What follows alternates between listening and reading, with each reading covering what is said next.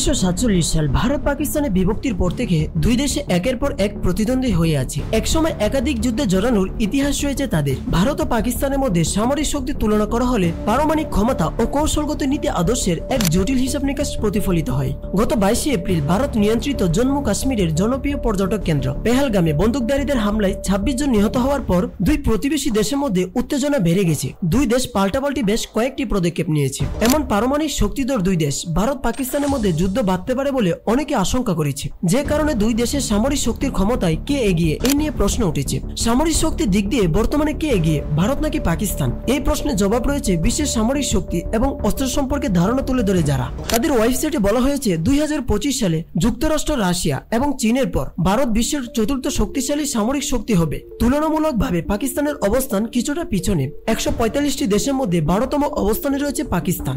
2024 সালে পাকিস্তানের তুলনায় প্রতিরক্ষা খাতে 9 গুণ বেশি ব্যয় করেছে ভারত। 2025 সালে ভারত তার প্রতিরক্ষা খাতে প্রায় $86 মিলিয়ন সমপরিমাণ অর্থ ব্যয় করার পরিকল্পনা করেছে, যেখানে পাকিস্তান 2024 এবং 25 অর্থ বছরে সশস্ত্র বাহিনীর জন্য $10 মিলিয়ন কিছু বেশি বরাদ্দ দিয়েছে। সেনা সংখ্যায় এগিয়ে রয়েছে ভারত। ভারতের মোট সক্রিয় সৈন্য 14.5 লাখেরও কিছু বেশি। অন্যদিকে পাকিস্তানের সৈন্য সংখ্যা 6.5 লাখেরও কিছু বেশি। সেনা সংখ্যার মতো স্থলভাগের শক্তি বিবেচনাও বেশিরভাগ ক্ষেত্রে এগিয়ে রয়েছে ভারত। তবে সক্রিয় অস্ত্র, সেল, প্রফেট, আর্টিলারি, মোবাইল রকেট, প্রজেক্টর বা রকেট লঞ্চার সংখ্যা এগিয়ে রয়েছে পাকিস্তান।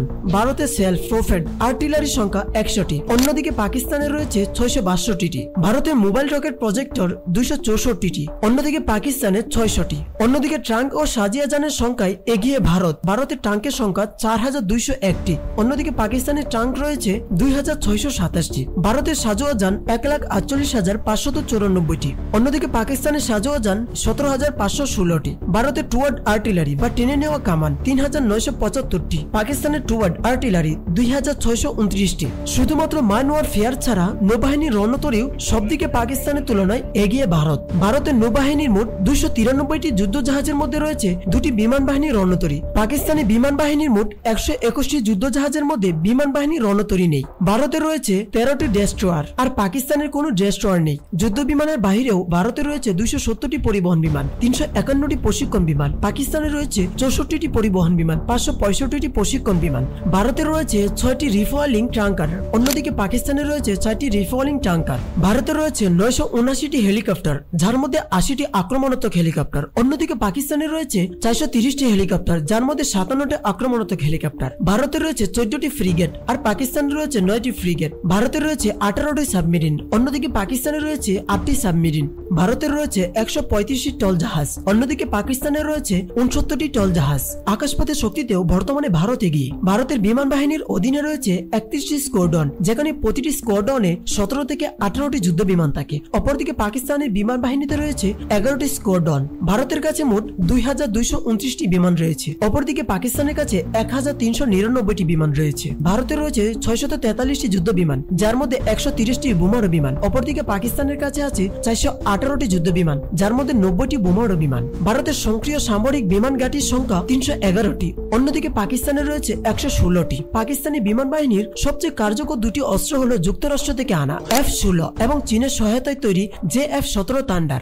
JF-17 হলো সব আবহাওয়ায় দিনরাত ব্যবহারের উপযোগী যুদ্ধ বিমান। গত কয়েক বছর ধরে ভারতের বিমান বাহিনীতে বড় সংযোজন হিসেবে যুক্ত হয়েছে ফ্রান্স থেকে আনা রাফাল যুদ্ধ বিমান। এই বিমান পারমাণবিক অস্ত্র বহন করতে সক্ষম এবং আকাশে 150 কিমি দূরত্বে এবং আকাশ থেকে ভূমিতে 300 কিমি দূরত্বে লক্ষ্যবস্তুতেও ক্ষেপণাস্ত্র আঘাত আনতে সক্ষম। পারমাণবিক অস্ত্র নিয়ে ইন্টারন্যাশনাল পিস রিসার্চ 2024 সালে প্রতিবেদনে বলেছে, পারমাণবিক ওয়ারহেডের দিক থেকে এই দুইটি দেশ প্রায় কাছাকাছি পর্যায়ে রয়েছে। সে প্রতিবেদন অনুযায়ী ভারতের আনুমানিক 172টি পারমাণবিক ওয়ারহেড রয়েছে, অন্যদিকে পাকিস্তানের আছে আনুমানিক 170টি। পাকিস্তান মূলত ভারতের সঙ্গে প্রতিযোগিতা করে পারমাণবিক অস্ত্র তৈরি করেছে, আর ভারত মনোযোগ দিচ্ছে দূরপাল্লার অস্ত্রের দিকে, অর্থাৎ এমন অস্ত্র যা চীনকে লক্ষ্যবস্তু করতে পারে। চীন, যা ভারত ও পাকিস্তানের প্রতিবেশী দেশ এবং বিশ্বের তৃতীয় বৃহত্তম পারমাণবিক শক্তি, 2024 সালে তার পারমাণবিক অস্ত্রের ভান্ডার সংখ্যা 22% বাড়িয়েছে। এখন তাদের মোট অস্ত্র ভান্ডারের সংখ্যা 410 থেকে বেড়ে 500 হয়েছে। ভারত ও পাকিস্তান উভয় দেশই তাদের অস্ত্রাগারে সামরিক ড্রোনের সংখ্যা বাড়ানোর দিকে গুরুত্ব দিয়েছে।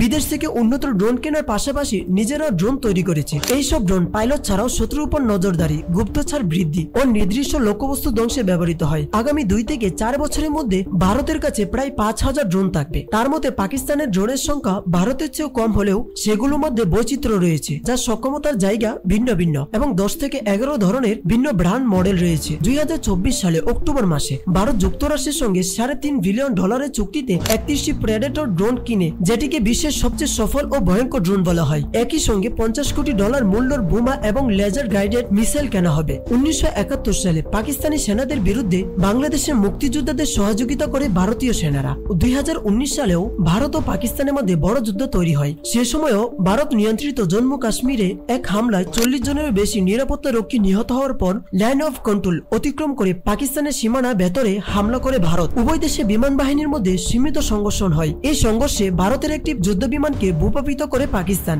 এরপর পাকিস্তান সেই যুদ্ধ বিমানের পাইলটকে ফেরত দেয়, যার প্রেক্ষিতে উত্তেজনা থেমে যায়। ভারত কৌশলগত জোটে রয়েছে রাশিয়া ও ফ্রান্স। অন্যদিকে পাকিস্তানে রয়েছে চীনের সঙ্গে গভীর সম্পর্ক।